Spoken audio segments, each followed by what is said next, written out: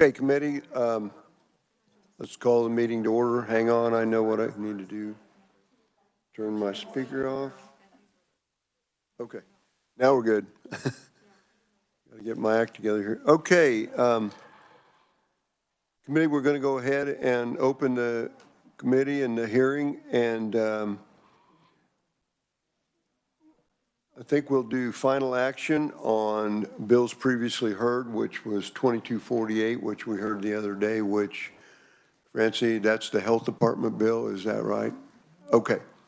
You guys remember our discussion on that? We did have a little discussion in committee, and probably if they get that $1 million, they're going to need this bill to distribute that money properly. So with that, committee,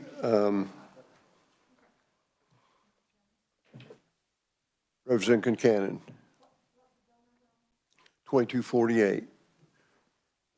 Mr. Chairman, I move that we move House Bill 2448 favorable for passage. 2248. Sorry. I have a motion, second by Representative Lynn. Discussion? Seeing none. Representative, you may move your... I just think we had some really good discussion on this the other day, and I think that's why it's kind of easy today. So I close. Exactly. Okay, you heard the motion. All in favor say aye. Aye. Opposed, same sign. Motion carries. Okay, we're going to go on to the 2249 we were in the middle of yesterday. We tabled it for a little bit, the protected income limit. You know, what I will tell you is that there's been a little bit of information now since then about potentially increasing the FMAP since we've talked, and it's in that $1.9 million federal bill, and there's been some conversation with Director Fertig about potentially that there may be some money in there that would not be able to be used to supplant SGF like our other increased FMAP, and it would be directly for the social services budget type items. So with that, I introduced this bill in appropriations, so it's blessed. And so with that, I might, with the committee's recommendation, we might have enough money to do the entire 300%, is what I'm saying. So with that, I might ask that the maker of the amendment withdraw that, and we reconsider that at another time. Not trying to stall anything or anything. Just new information's come up. Mr. Chair, yes, Representative Vaughn. Just to contribute to that, I had reached out to Sarah to ask for the all funds in SGF and federal match amount for 300%, and I could send that out to the committee if they were interested. Yeah, what is about 4 point? I have it somewhere. I just Great. don't remember what it was. Yeah, I had all funds a little over 10 million, SGF 4.4 million, and then the federal contribution would be 5.6 million around. Okay. And again, that's the committee's will. I don't really care one way or the other. Representative Helmer. When you're, Mr. Chairman, when you're talking about considering this later on, how much longer would you consider? Good question. I'm not sure how long that bill, it's there, it'll come down from the feds probably maybe by the end of the year or something like that. I'm not sure. Of 2021? Yeah. Okay, thank you, Mr. Chairman. Well, we have to work it before the end of the session. Okay, that's what I was wondering. So it's okay, up to the committee. Thank you. Mr. Chair, if you don't mind, I would like to withdraw my amendment Okay, for House Bill 2249. very good. And you remember who seconded that? Well, is the second of the motion okay with that? And again, we'll just have to monitor the situation, see where we're at on that, but it is a blessed bill, and what it may end up doing is going back to the Appropriations Committee. Is that how it works, Representative Ballard? Yes, that's, I was going to say that it would probably end up going back to appropriations, and so we would be working it there. I would be in favor of that, and I think what I said is that I am really concerned about the amount of money we actually have out there. And I really feel a strong obligation to those people that were approved last year that did not get their money. And we've got a hefty load coming in. And, oh, yeah, it's on, but I'm talking into it. So I think by waiting, we can get a better feel for it and how much federal dollars we have, and then if not, how much money we will get from the federal that then frees up our SGF. That's where the key comes in, because we may still have to go to SGF. But if those federal dollars will do the rest, then it makes it a lot easier for us in the process. So I've never been opposed to the 300. I've just been watching the money and the obligations, because they were funded 2 years ago, and that meant $430 more a month that they got. And $430 is $430, and that's not the answer, but it did cover 92%. So if we come up with that money, I would just be thrilled. Yeah, I think, we just have a big ask this year. I mean, I haven't even been able to sleep at night, because tomorrow morning is, I won't sleep tonight because tomorrow's not going to be easy. no. Well, tomorrow's not going to be easy. They're going to be all. Might add that Representative Lynn is replacing Representative Francis on the Appropriations Committee tomorrow. And Representative Francis has always been a friend of ours, too. Yeah, he has. Anyway, Representative Lynn. Yes, I just have a question. I want to make sure that should something happen to the 300%, should it not get passed, that we're able to still make sure we at least give them the 150? That's, Oh, okay, all right, I just wanted to verify. Okay. That's in regulation. Okay, I thought it was just for a 1-year thing and that we needed to, okay, all right, thank you. The first one was a 1-year deal, and then KDHE incorporated in the regulations, so it became, the reason that we're trying to do this bill is because, and it's sometimes a blessing and sometimes it's not, but that's what we've ran up against with this brain injury, and the newborn screening they're up against that deal. But it actually may change where we end up codifying in law at 300% too, which there are a lot of states that already do 300%. So, the email here says it could generate about $60 million. no, but just, may I, Increase. just, the 150 is there. That's what we voted on first, to make sure that it was steady and stuff like that. So no, they're good with that. It's just that 8% people on that other end that really needs to. Representative Concanon. Thank you, Mr. Chair. I'd really like, I've been a supporter of getting it up to 300%, and I'd like for us to get there. I just have one little concern about if the funding is there, is that short-term funding? Is it going to, after a short term, is it going to have to go back to SGF? It would. Okay. It would. Because this is just a temporary, this is part of that 1 point time. We've been hearing about it for, months now, about they're fighting over it. And this is just the way I take it, it's a one-time fund. I was hoping that was not the answer Yeah. you were going to give. Yeah, but that's why I was saying, though, but depending on the money that's in there, other kinds of money from that 1.9 million may be coming to us in the state in another form, then that would free up the SGF. So see, that's why I was saying, if you'd have to see how it plays out to see then what money that might have replaced that may be permanent, because some of that 1.9 is not just temporary money.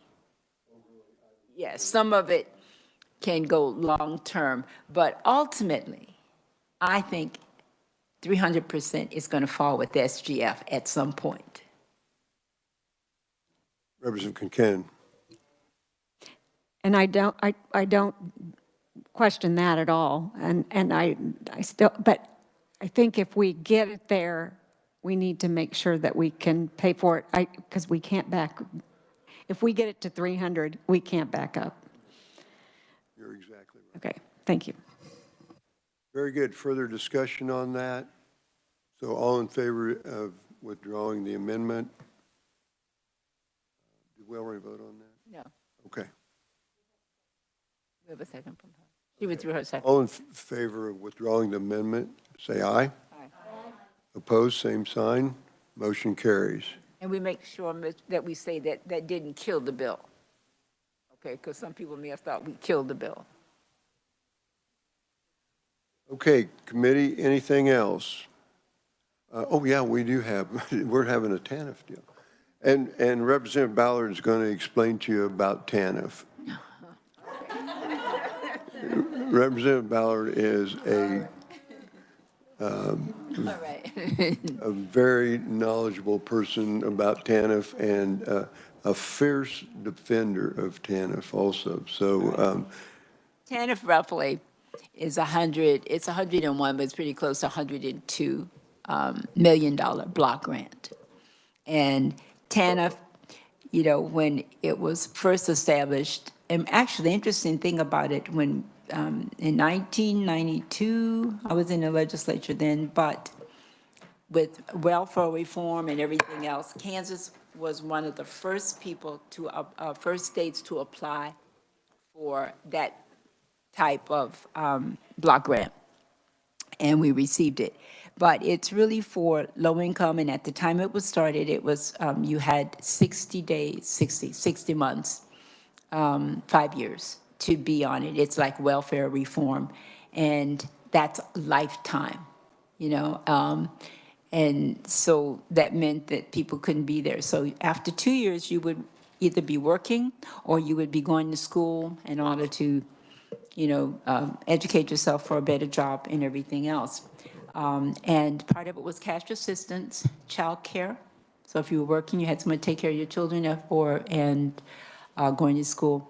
And then after 2 years, you would have to be, like I say, working or going to school. And then the governor at the time, Brownback, changed some of the guidelines. And there's like 4 guidelines for using TANF. And I need those sheets in front of me, but basically it's, you know, you have to stay within education, and part of it would be, you know, working, and part of it would be bettering this situation, and then some added in terms of a stable relationship, you know, home and all of that. Then he reduced it to 48 months. Then the next year it was reduced to 36 months. And now it's at 24 months. So you have 2 years of lifetime benefits for cash assistance. And it used to be what you would call a workability. The whole idea was to get people trained and get them ready to work so when they come off, they have a job, they're productive, they're paying taxes and everything else. Well, with 2 years, the emphasis is not on workability or employment anymore, because you almost can't prepare yourself to be working in 2 years. But within 5, you could, because you go to college in 4, community college or whatever. And so we found that there's fewer people on the rolls. And at one point, some of the funding went for parents as teachers when we were short of SGF. And so as a result, it's only 2 years. There's a lot of people that are off that we feel should be on. We don't have that kind of money available for childcare anymore. and other programs have come into TANF, but they do fit the 4 guidelines that they say, you know, in the process. So TANF is valuable to us. That's temporary assistance to needy families. Okay. And my concern has been that it is very difficult to get people off of the rolls when you only give them 2 years of assistance, and that you're not preparing them for employment. And that's where we stand right now. We continue, even though we only give 2 years in cash assistance and all, we do continue to get the 5 years of the block grant, but it's in other programs and things like that. And the money is not illegally being used. It's just not being used for. And I think you'll hear some of that in the presentation. TANF is just one fund of it, one part of it. So anyway, anybody online, who's going to give us a presentation? Okay, I am Secretary Chairman Howard. Carpenter, although Oh, I very thought good. Secretary Howard. Good, thank you. Thank you. I thought I might be off the hook, though. Representative Ballard did such a good job. I don't know that I have that much more to add. No, that was a great segue to the presentation. And I think Ethan is sharing the slides with you, and I think you have those in front of you as well. But for folks who might be watching online, so we've put together a presentation today that gives some basic overview of the TANF program and TANF funding. And we'll also provide you specific details on how we're using that funding in Kansas today. So again, this repeats a little bit the conversation the committee was just having, but TANF, Temporary Assistance for Needy Families, it is a federal program that's designed to help needy families achieve self-sufficiency. It was created in 1996 during the Clinton administration through what was called PERORA, the Personal Responsibility and Work Opportunity Reconciliation Act. And before that, I think it's important to have a little bit of context in terms of what was happening in terms of public assistance and primarily public cash assistance before that time. TANF replaced with a block grant what had been called the AFDC, or Aid to Families with Dependent Children program. And that was an entitlement program. So no matter how many people came, kind of like Medicaid, the amount of funding the state would get would depend upon the number of people who met eligibility for the program. So with the Personal Responsibility and Work Opportunity Act, that was converted into a block grant. And then there were some specific requirements put in with regard to recipients. So to get that block grant, states also had to maintain a certain level of spending across state programs of our own dollars. Of state general fund dollars or other state fee related dollars on programs for needy families. So that was a maintenance of effort. So states began to get the block grant, but have to continue to demonstrate to the federal government that we haven't reduced other spending. And I'll talk more about that later in the presentation and how we're meeting that requirement in Kansas. So again, we get the block grant, and it is, as Representative Ballard said, it's $101.5 million a year that comes into Kansas every year in the TANF block grant. And under the federal law, there's 4 purposes, and those show up for you on slide 3. That first core purpose, providing assistance to needy families so that children can be cared for in their own homes. Second core purpose has to do with reducing the dependency of needy parents by promoting job preparation, work, and marriage. The third core purpose has to do with preventing and reducing the incidence of out-of-wedlock pregnancies. And the fourth has to do with encouraging the formation and maintenance of two-parent families. In addition to those four core purposes, when the federal act passed, states were also given the authority to continue to use TANF to fund services that they had previously used AFDC to fund. And this will become relevant in our conversation about our spending in Kansas. When we talk about the amount of TANF funding that we're spending in our foster care system to pay for a portion of the costs related to foster care. And we're really doing it under that provision that allows states to continue to use TANF for things that could previously have been funded through the old AFDC program. Next slide. We begin to talk about how we allocate that $101 million in Kansas. And I would say it's really a mix of kind of the need for services and fiscal outlook. As you begin to see the different programs that are funded by TANF, I think one of the reflections I would have from someone who's kind of in different roles over the years, seen changes in this is that, different governors, different legislatures, different agency leaders have come forth with different proposals sometimes to spend TANF maybe on a new program, maybe to replace SGF in an existing program when perhaps the fiscal outlook was poorer. So you'll see a mix of some of those decisions reflected in how TANF is being used, particularly on the grant side. So we a lot of different expenditures, a number of grant programs related to youth and families. We'll talk about those.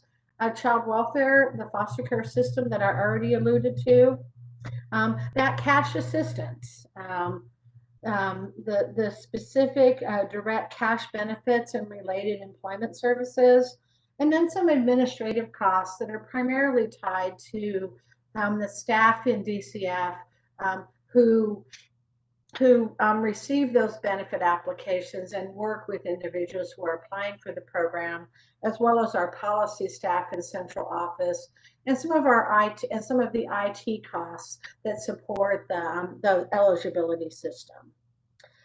So again, as I said earlier, child welfare is kind of a good example in the sense that we can use TANF dollars on it.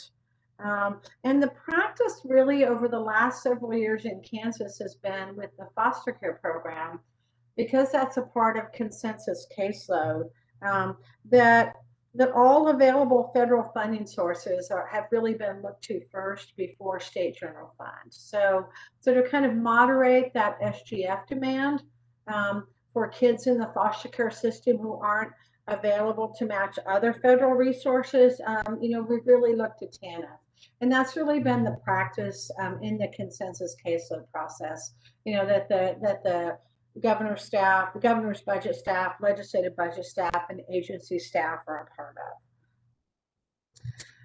On the next page, on page 5, you'll see a chart of TANF balances. We also had this, or some version of it, in the budget presentation a couple of weeks ago.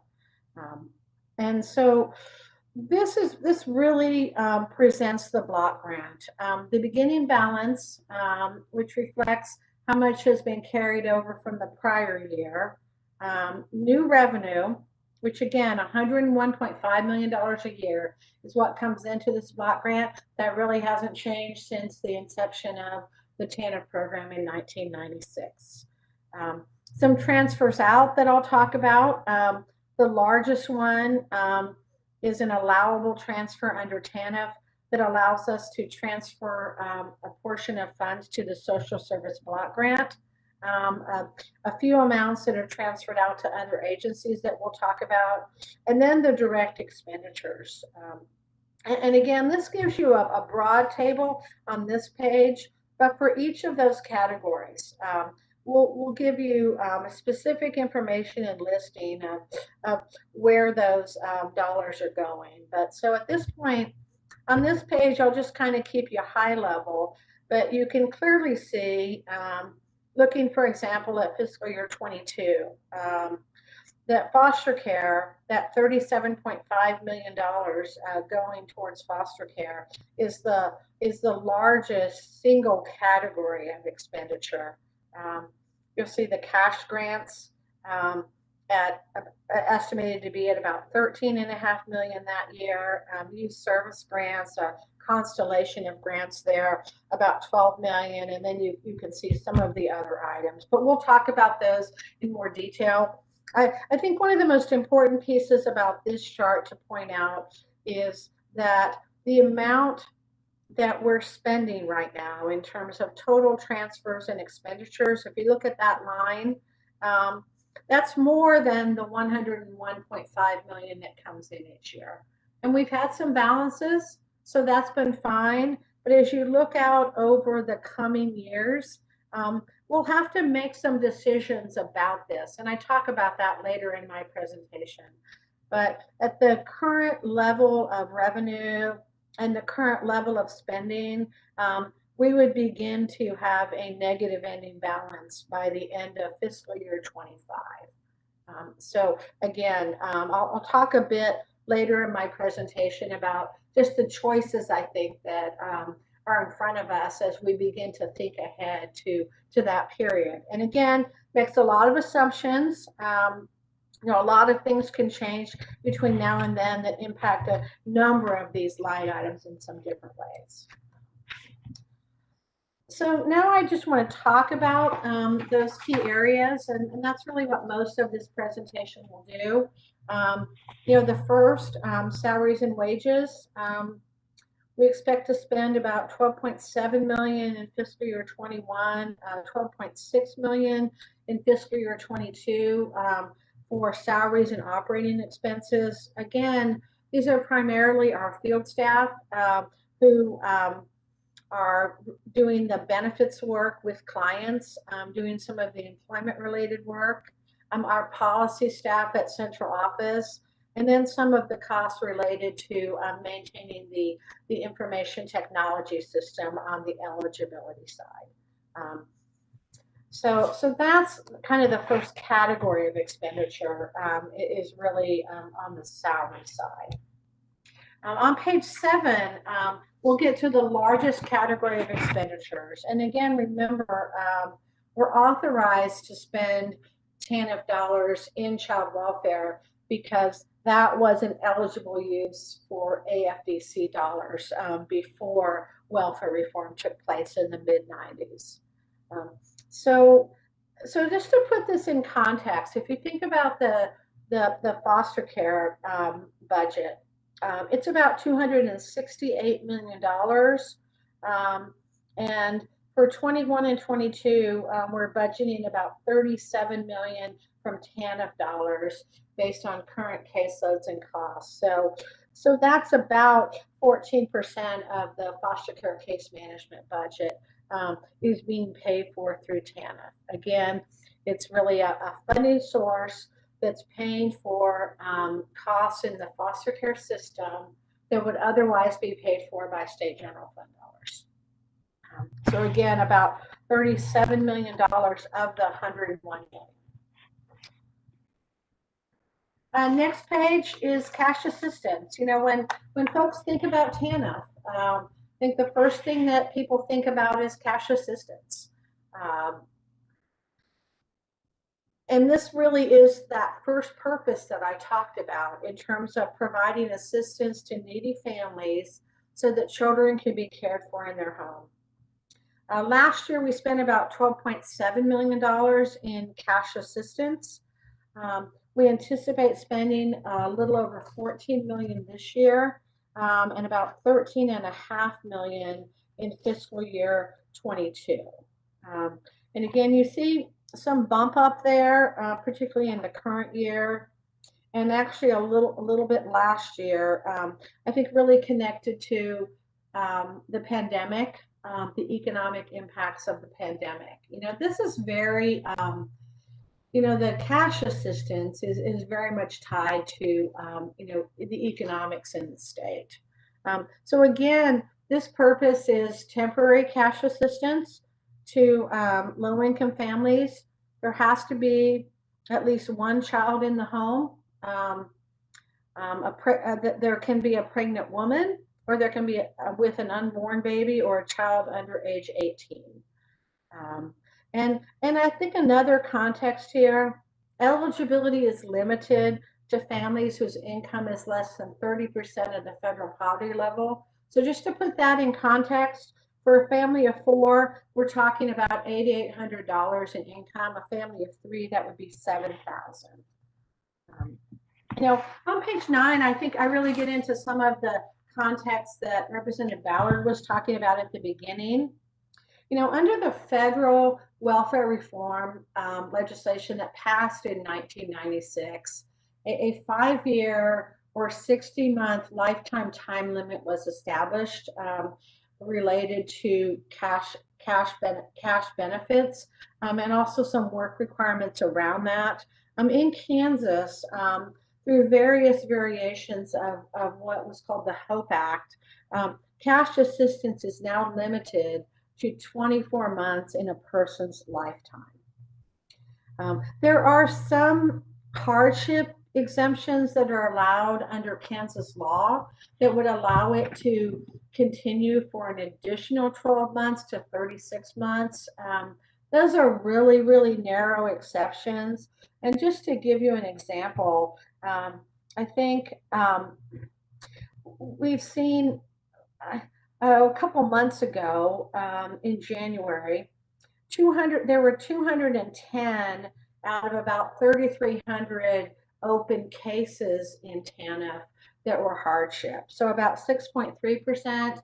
That was up a little bit, probably related to the pandemic, but again, no more than 5 to 6% of circumstances does that hardship end up occurring. So for most recipients, that lifetime limit of 24 months stands. Also, under our state statutes, all recipients have to engage in work activities for an average of 30 hours per week. And again, states are allowed to set their own policies, but in order to meet federal work participation requirements, we have to demonstrate that 50% of families receiving assistance are engaged in work for at least 30 hours per week. And we clearly meet that given our more stringent requirements.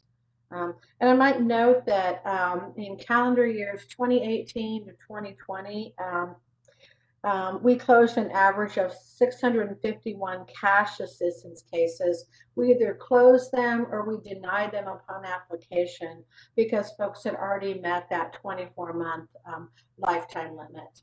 I think it really, I think that 24-month lifetime limit, it really stands out when you get a circumstance where you have a serious recession or several serious recessions in a few years, as we've kind of experienced in recent times, where you see more and more people, coming for assistance who previously hit that 24-month lifetime limit. And I'll talk a little bit more about that when I talk about the employment services, because I think one of the other impacts of the 24-month limit has been the extent to which the employment services that we provide and the work we do with beneficiaries really allows folks to look towards the kinds of jobs that really can provide family self-sufficiency over the long term. So that's the cash assistance. And again, when you think about a block grant of $101 million, and we're spending about $13.5 million of that on cash assistance, before welfare reform, I think in the mid-90s, Kansas spent about $45 million a year on cash assistance. So that gives you a little bit of context in terms of how much that's fallen. On page 10, you'll see the chart that we also had shared earlier in the budget. Again, you can see the monthly persons, the cost per child per month. And again, you can begin to see those large drops as the HOPE Act was instituted. So as recently as 2011, there were an average of about 40,000 persons a month receiving assistance, and again, as low as 8,800 in fiscal year 19, and again in that 9 to 10,000 range right now, and again bumped up a little bit, related to the economic impacts of the pandemic that we're in. The next biggest category of funding that I want to talk about are the youth service grants. And I'll give you some details on each of those that make up these totals. But in 21 and 22, about $12 million are budgeted in youth service grants. And these are various grants that meet at least one, if not more, of those four purposes to assist vulnerable youth and families. And you might recall, we did a year ago issue an RFP related to youth service grants, and those programs that have an asterisk by them were awardees as part of the competitive grant process. So I just have a few pages just to describe the youth services grants that are in play here from TANF dollars. The first on page 12 is the Communities in Schools program. And this is Communities in School of Mid-America. And that's a program, they receive about $2.6 million in TANF funds, and they provide case management services to at-risk students. And again, the focus is on academics, behavior, attendance, and graduation rates. A similar program is the JAG program. I think many of you are probably familiar with the JAG program, Jobs for America's Graduates, Kansas.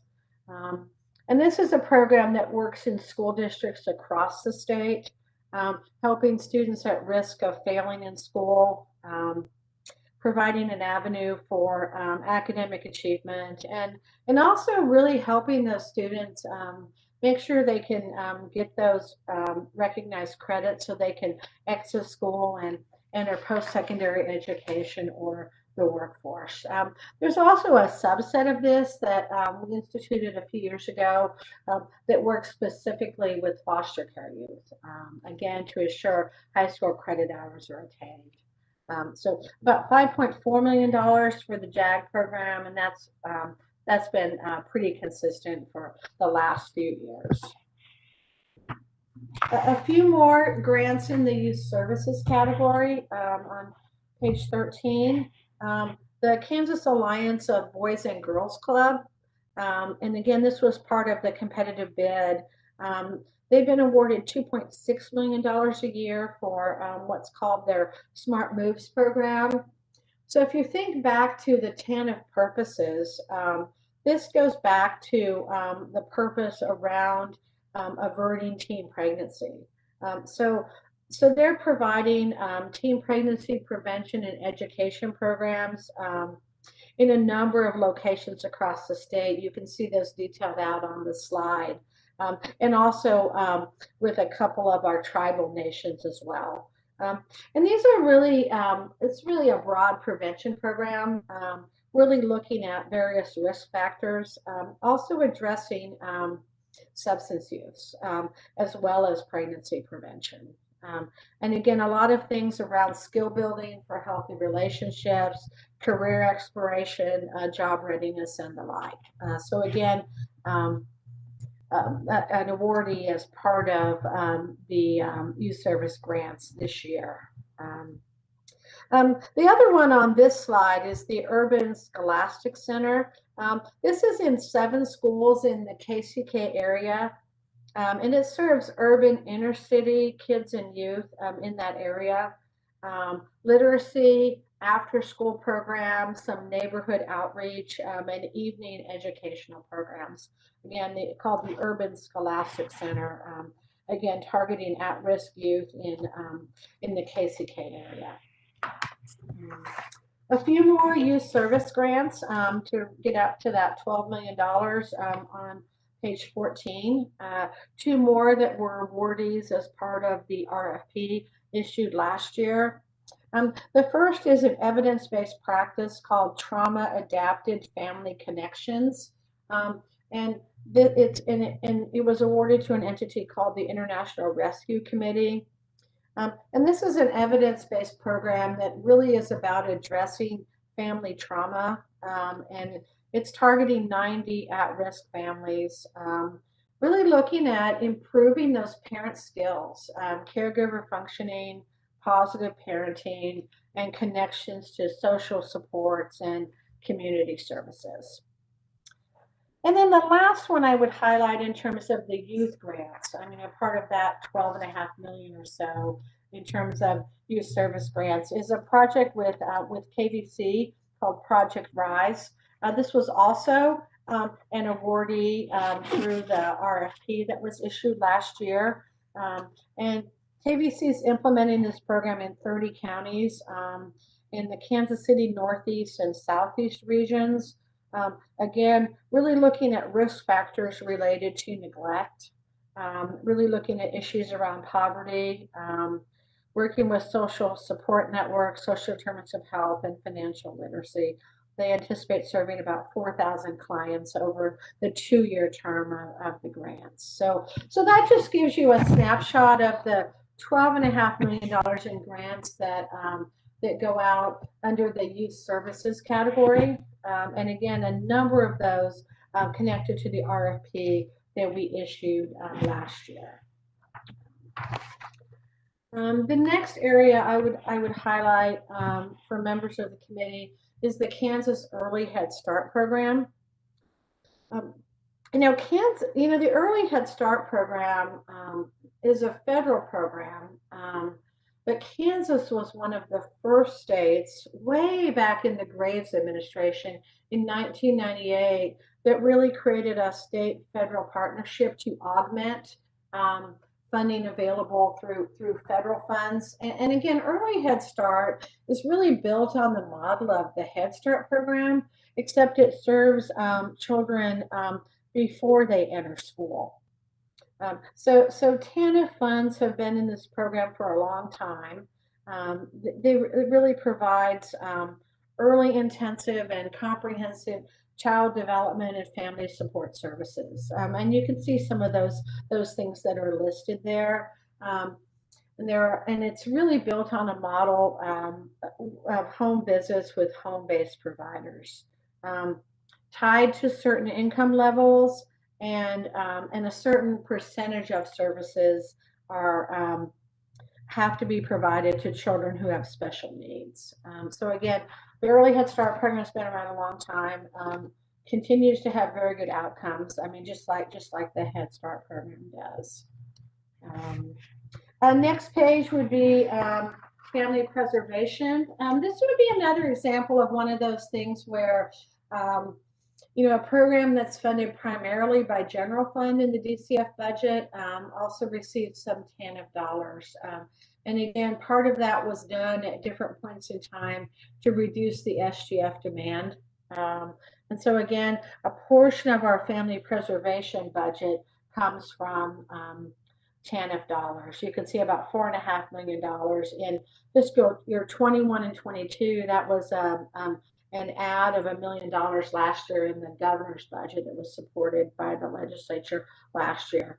And again, family preservation, those are intensive in-home services really offered to families who are at imminent risk of having a child removed from their home. Family preservation has been a statewide service in Kansas since 1997. And again, TANF is just one funding source that supports the program. Page 17, only a few more pages here. It kind of goes back, I think, to what folks think of as kind of those core purposes around the TANF program. And this has to do with the employment services. And you can see we've really been attempting to push a few more resources in that regard. Spent about $2.3 million in fiscal year 20. Budgeted this year at 3.7, next year at about 4.1 million. And this is really the work we do with TANF recipients. And our employment services staff takes this work very, very seriously. I mean, there's a huge awareness that from day one, because of the 24-month lifetime limit, it's really important to be working with individuals from day one on employment preparation, including things like job search, readiness and retention activities. There's some case management. There may be some work experience opportunities in the community. And again, so the goal is really to engage employees towards full-time employment far before that 24-month time limit. And again, it's limited because the sorts of education that you might point someone towards if they had a 60-month time limit looks really different than if they have a 24-month time limit, where maybe you're looking at maybe a particular certificate program that might be able to be accomplished in a shorter period of time, or going directly into entry-level work opportunities. So again, that gives you a sense of those employment services. I'll talk a little bit later about how we're also spending a little bit of TANF funding as well to support some of our SNAP beneficiaries in their employment goals. All right, just a few more slides. The Healthy Families Program, this is a program of home visiting. Also been funded through TANF for a long time. This is a program that's it's managed by several entities. Most of the programs in the state are managed through the Kansas Children's Service League. And again, these are early childhood home visitation programs that can begin at birth and can continue to age 3 or 5. And again, this is about parent skill building. It's about strengthening families. Intensive home visitation involved in the program. It's a 3-year program.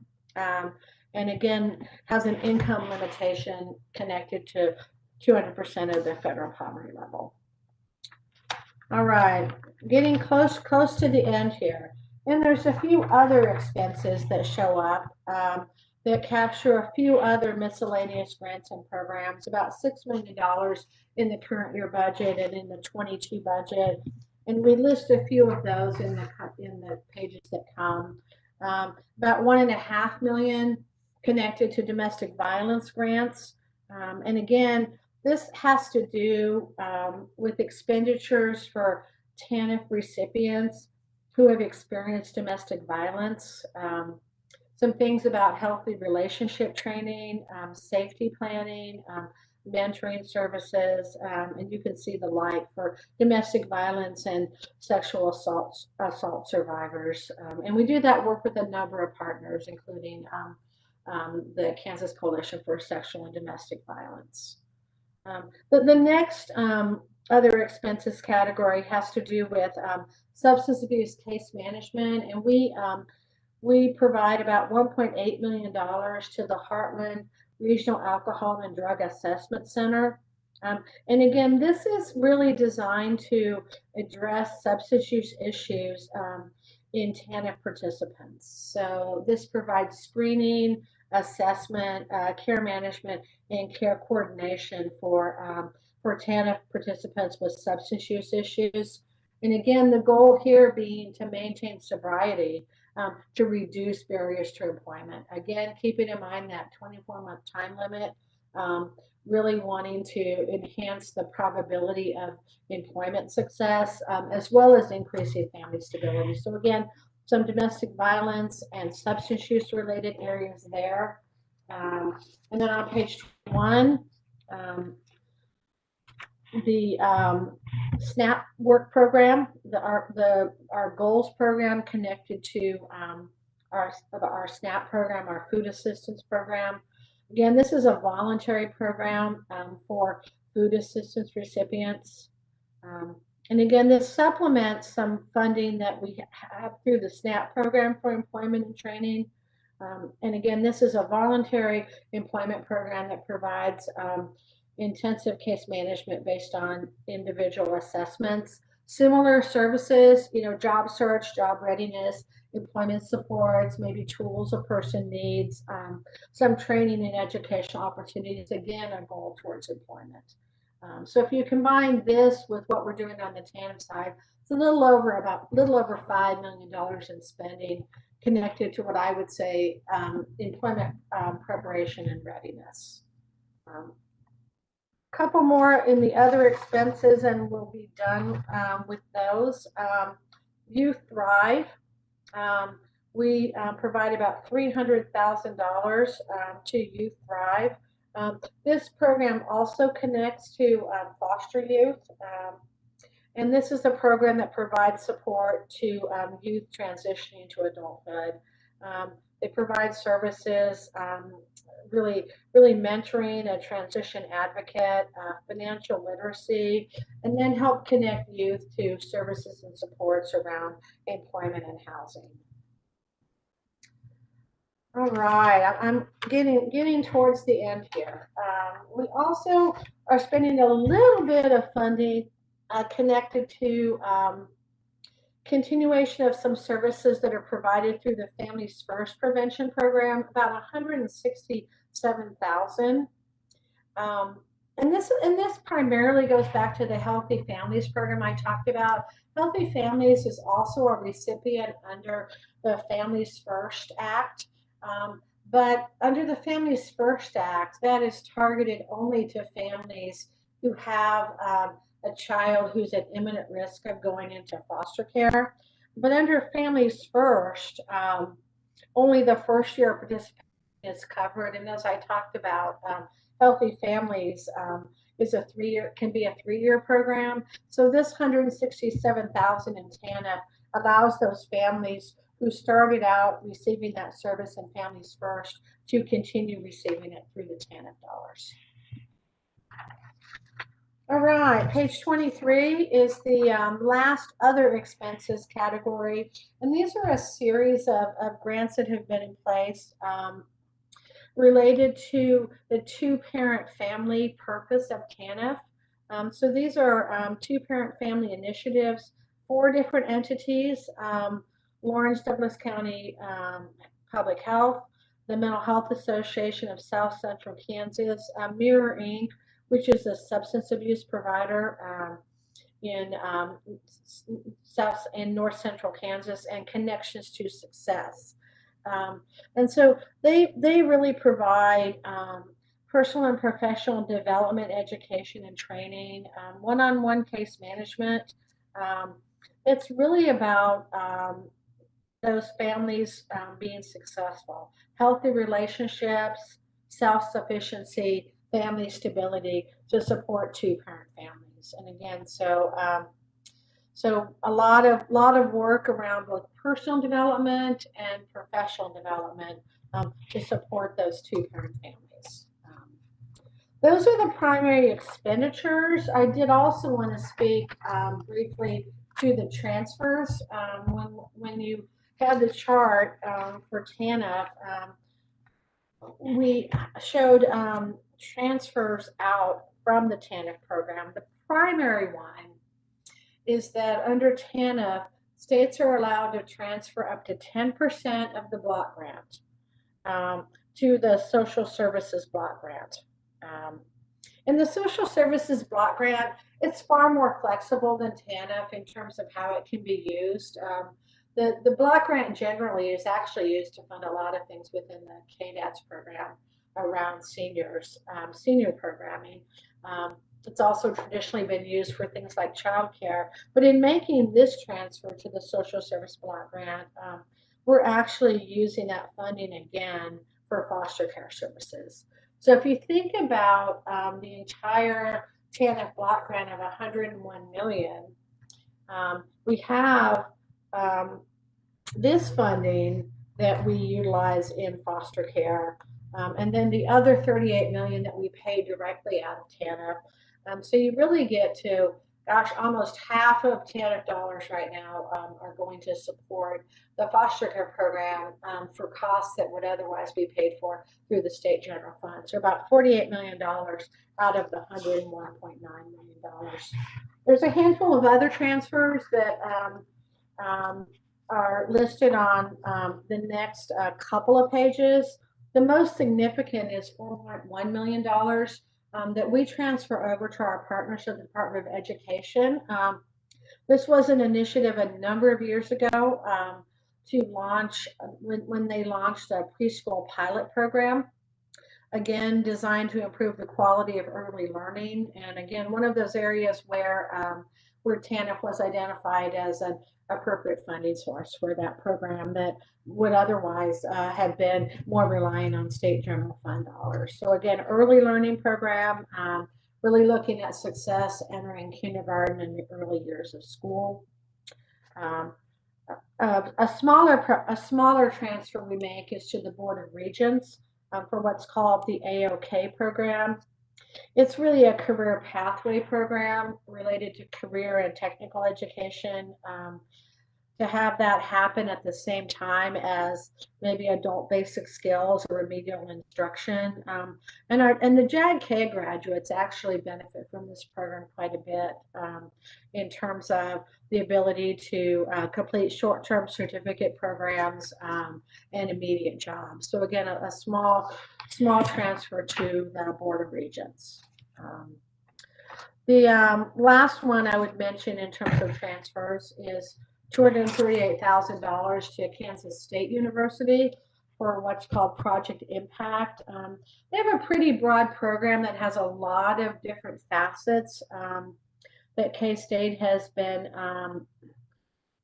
implemented for a number of years, but the particular piece we're funding is the Project Impact Youth Action Network, and it's targeting about 700 Black, Hispanic, and multiracial youth, teenagers, who are in parts of the state or counties of the state that are defined as perhaps the most high risk and maybe least protective factors. So there are a number of counties in the state.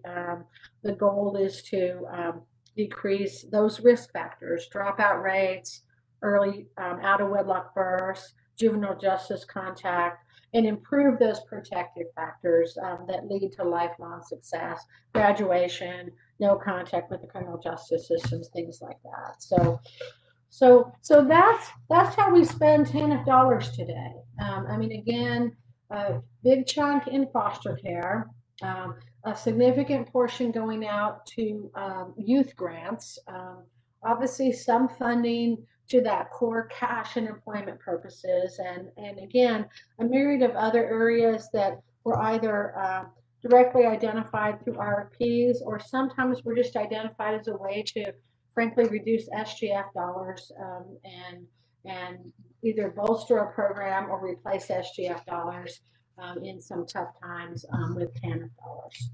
A couple more things and I'll stop for questions.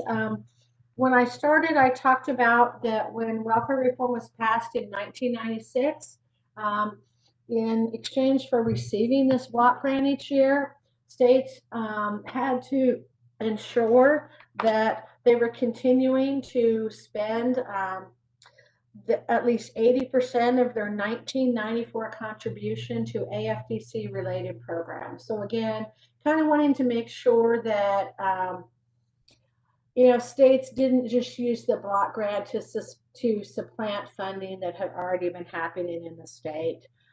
That requirement's reduced to 75% for states like Kansas that meet that work participation rate I talked about earlier, that 50% of TANF beneficiaries are engaged in at least 20 hours of work activity a week.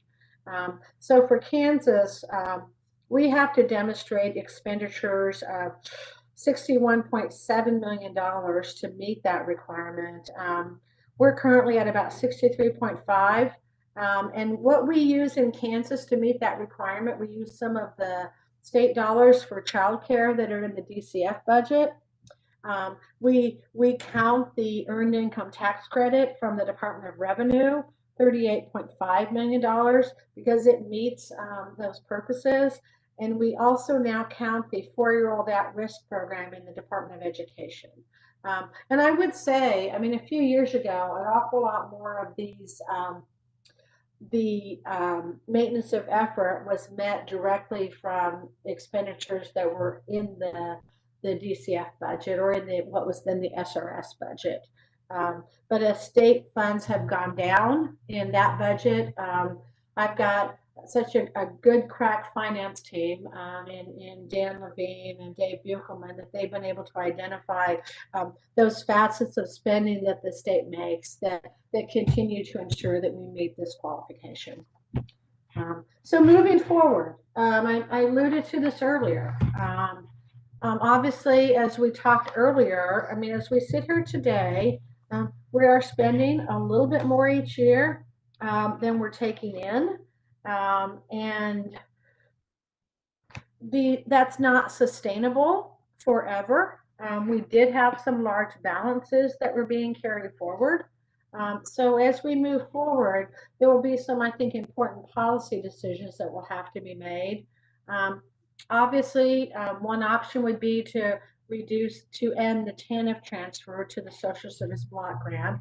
That would take care of the deficit for a few years. But again, as I said earlier, we're using those dollars today in lieu of state general fund dollars in foster care. So again, SGF backfill would be needed there. So I think really our options as we continue to move along will be to what extent can we begin to backfill in areas where we've used TANF really as a funding source can we gradually backfill some state general fund? And then I think we need to continue to look at the outcomes of the programs that we're funding through grants and continue to make sure that we're funding those that are having the most significant impact. So again, I think lots of policy discussions as we move forward in the years to come. But I do think it's important to understand the context that there have been a lot of decisions made over the years to use TANF instead of SGF and to reduce that need for SGF. So again, it will depend a lot on what caseloads look like. It will depend a lot upon what our foster care spending looks like as we continue to work towards reducing the number of youth in foster care through our prevention programs. But I don't think those things in and of itself will take away the need to either to backfill programs like foster care with SGF or to look at the other categories and to reduce spending in some of the areas that I've talked to you about today. I think with that, Mr. Chairman, I'm happy to take any questions the committee might have. Good. Thank you for and I think along that lines, one of the reasons that I wanted to have you, and I thank you for presenting, I saw that this year that, we're not very long before we're in a negative balance. And we also have some new committee members, and we usually kind of just brush right over TANF, and some people are like, well, what's this? And we don't get into it. So thank you. Committee questions? Representative Lynn. Thank you, Mr. Chair. How many FTEs do you have for TANF? How many FTEs are funded through the salaries? If I might, I'm going to ask my finance person to answer that question in terms of the numbers connected to that. Sorry to put you on the spot, Dan. That's all right. What it is it's a fraction of several people. So all of our staff in the regional offices participate in a study, and for any time that they spend working on TANF, it's charged to that grant. Anytime they're working on SNAP or anything else, it's charged to that grant. So all of our employees are in the time study that do direct labor, and it's portions of all their salaries. Okay, thank you. Thank you, Mr. Chair. Any further? Representative Concanon. Thank you, Mr. Chairman. And Madam Secretary, thanks for this overview. I don't think, I mean, I know what TANF is, but I don't think I've ever sat down and had a full review of it. You know, every time we get into kind of a social conversation about any entitlement program, there's some discussion about misuse of it and, you know, people sitting around at home and eating bonbons, that picture. So if there's somebody that knows of some kind of fraud going on, what are we supposed to do? We actually have a fraud hotline number. I could probably find it if I pulled up my on our website. Folks call that number to report welfare fraud. We have, connected to our legal staff, we have a team of fraud investigators that investigate each of those circumstances. We recoup benefits. Sometimes things are referred to law enforcement. So it's a very active fraud program, not just in the context of TANF, but you know, food assistance and other benefit programs. So yeah, I mean, the plan, they should be referred to, they should call our fraud hotline. Could we get that phone number? Yes, the phone number for it is 1-800-432-3913. Thank you. Thank you, Mr. Chairman. Any further questions? Yes. Hang on, because I know Representative Ballard will be talking for the rest of the day if I let her talk. No, a couple of things I just wanted to catch up with real quick. This is not to be confused with the food assistance, which is offline. What is that, about 300 million, 280, 90 million, the food assistance? That's right. The SNAP program, the food assistance, that's 100% federal funds, and it shows up as an off-budget item. So, I mean, our budget would look even larger if it showed the food assistance as part of our budget. So, yeah, so you've got, you know, several $100 million in expenses for the SNAP program. Very good. And then just one other quick question before I turn it over to Representative Ballard. Is there specific guidelines on that foster care, the foster care dollars for that, or is it just basically supplementing SGF in our regular foster care program?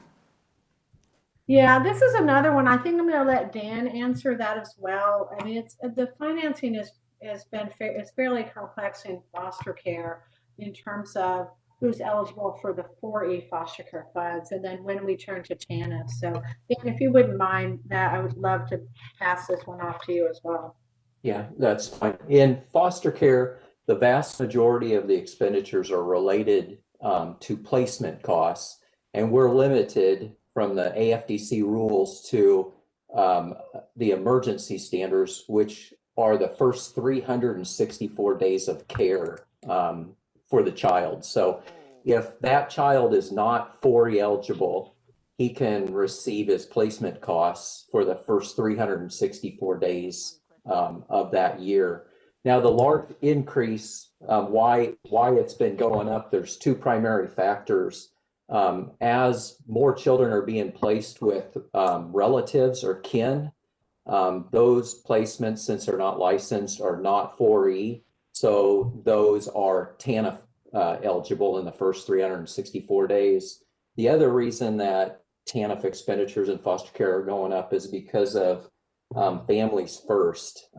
You know, in Families First, they implemented the QRTPs, which are 4E, but all other residential placements aren't. So those refer over to TANF also. So almost all the foster care funds out of TANF are for placements for the child in their first 364 days, non-4E eligible, relative, kin, or residential placements other than QRTPs. Okay, very good. Thank you. Representative Ballard. Secretary Howard, just a quick question, and I think it would probably take a list. I'm looking at, you're worried about the negative balance in 2026. Could you at some point send a list of the different programs, maybe within the last 10 years, that have been new and different since we reduced the 5 years to 2 years of programs that's using the funds? Because at some point, but we've always had a large reserve, so I'm just wondering how come it's just moved down. So I want just a list of all the new programs that we have that really doesn't have anything to do with childcare or workability or cash assistance, okay? Yeah, we can provide you, yeah, how long different programs have been funded. Yeah, so you can see what's been newer. That'd be sure. Thank you very much. Very good, committee. Any further questions? Representative Ruiz.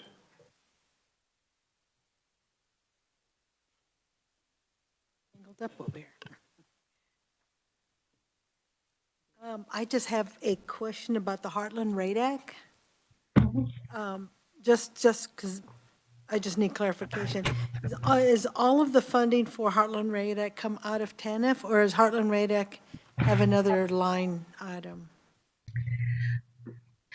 Yeah, yes, that's a great question. Now, Heartland Radac also receives funding on the general substance use side through KDADS. And also there's some Medicaid pieces as well. The piece that TANF is funding is a special program that is targeted specifically to TANF recipients who have a substance use issue. So we used Heartland because they were an existing entity and already managed that network more broadly. So, so great question. Great, thank you.